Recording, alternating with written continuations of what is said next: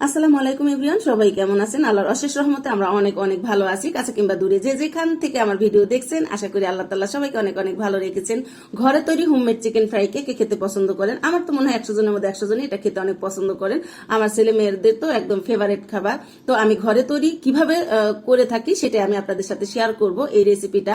তো চলুন দেখা যাক, মূল রেসিপিতে চলে যাই। আমি এখানে পাখাটা নিয়েছি, পাখার যে সাইডেরটা সেটা কিন্তু আমি নিইনি, জাস্ট মাঝখানেরটা নিয়েছি।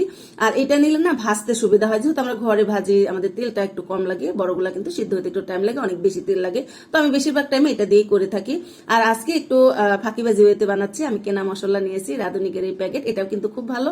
তো ঘরে তৈরি করলে সেটা তো একটু অন্যরকম হয়। যেহেতু আজকে একটু ব্যস্ত ছিলাম, আমি ঘরে তৈরি করতে পারি নাই, সেজন্য আমি কেনা প্যাকেটটা দিয়ে আজকের আমি রেসিপিটা করে ফেলতেছি।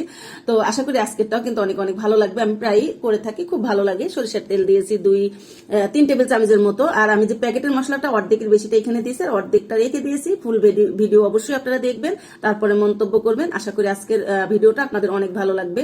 তো আমি ভালো করে হাতে ঘষে ঘষে মেখে নিয়ে 40 মিনিট ঢাকনা দিয়ে ঢেকে রেখেছিলাম। তারপরে বাকি প্রসেসিং করে নিচ্ছি। আমি এখানে ময়দা নিয়েছি, আর পানি নিয়েছি, আর মাংসটা আমি ঢাকনা সরিয়ে দেখাচ্ছি। খুব সুন্দর ফ্লেভার বের হয়েছে। এই মশলাটার কিন্তু অনেক সুন্দর ফ্লেভার থাকে। আর 2 কাপ ময়দা নিয়েছি। 2 কাপ ময়দার সঙ্গে আমি যে প্যাকেটের মশলাটা রেখে দিয়েছিলাম কিছুটা, সেটা কিন্তু দিয়ে দিলাম। ভালো করে মেখে নিতে হবে। আর এই মশলা দিলে ময়দার সঙ্গে, তাহলে এই যে কোটিংটা খেতে অনেক ভালো লাগে। তো অবশ্যই আপনারা এরকম মশলা দিবেন। যদি প্যাকেট মশলা না হয়, আপনার ঘরে মশলা থাকলেও কিন্তু কিছুটা মশলার সাথে দিবেন। তো এখান থেকে নিয়ে আমি এই যে হাতে চেপে চেপে এই ময়দার মধ্যে প্রথমে আমি কোট করে নিচ্ছি। এটা একটু প্রথমবার চেপে দিতে হবে। দিয়ে আমি এইভাবে মেখে নিয়েছি, যেন মশলাটা পানিতে দিলে ধুয়ে না যায়। তো এই তো আমি পানিতে ভিজে রাখছি, যে বুদবুদ উঠতেছে, বুদবুদ ওটা যখন বন্ধ হয়ে যাবে তখনই কিন্তু এটা আবার উঠিয়ে আমি দ্বিতীয়বার কোটিং করব। তো এইভাবে করেই সবগুলা করতে হবে। প্রথমবার একটু চেপে দিতে হবে, আমি আবারও বললাম।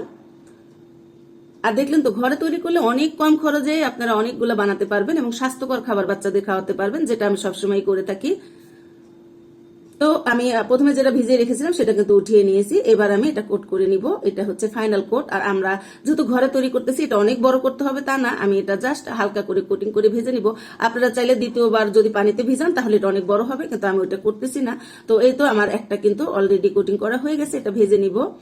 আর আমি চুলায় আগে থেকে তেল দিয়েছিলাম, তেলটা গরম হয়ে গেছে। গরম তেলে আমি চিকেনটা দিয়ে দিলাম। আর এটা অবশ্যই খেয়াল রাখতে হবে, চুলা হিট হাই হিটে দেওয়া যাবে না, মিডিয়াম টু লো হিটে দিয়ে এটা ভাজতে হবে। কারণ হাই হিটে যদি আপনারা প্রথম দিকে দিয়ে দেন, উপরটা লাল হয়ে যাবে, ভিতরটা কাঁচা থাকবে।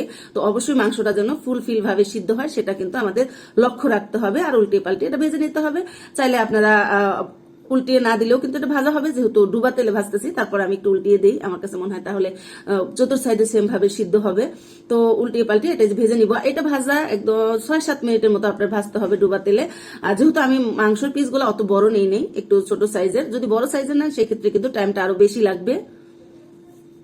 তো আমার এই প্রথম ব্যাচ ভাজা হয়ে গেছে। আমি যেহেতু তিনটা তিনটা করে ভেজে নিচ্ছি, এখানে আমার প্রায় 12 পিস ছিল।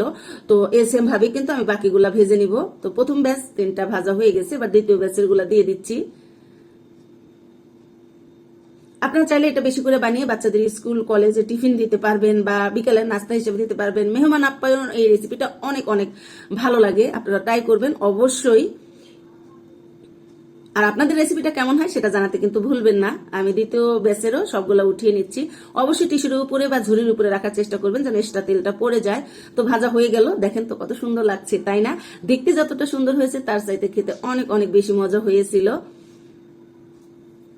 দেখলেন কত সহজে, কত কম টাইমের মধ্যে আমরা এত মজাদার একটা রেসিপি ঘরে তৈরি করতে পারি। কেন আমরা অনেক টাকা দিয়ে বাজার থেকে কিনে আনবো? যদি ঘরে এত সহজে আমরা বানাতে পারি, তো অবশ্যই আপনারা বাচ্চাদের ঘরে তৈরি খাবার খাওয়াবেন। তো আমি তো এই তো খেয়ে নিচ্ছি, আর খেয়ে দেখলাম অনেক অনেক মজা হয়েছে। তো ভিডিওটা এখনই শেষ করলাম। ভালো থাকবেন, আল্লাহ হাফেজ।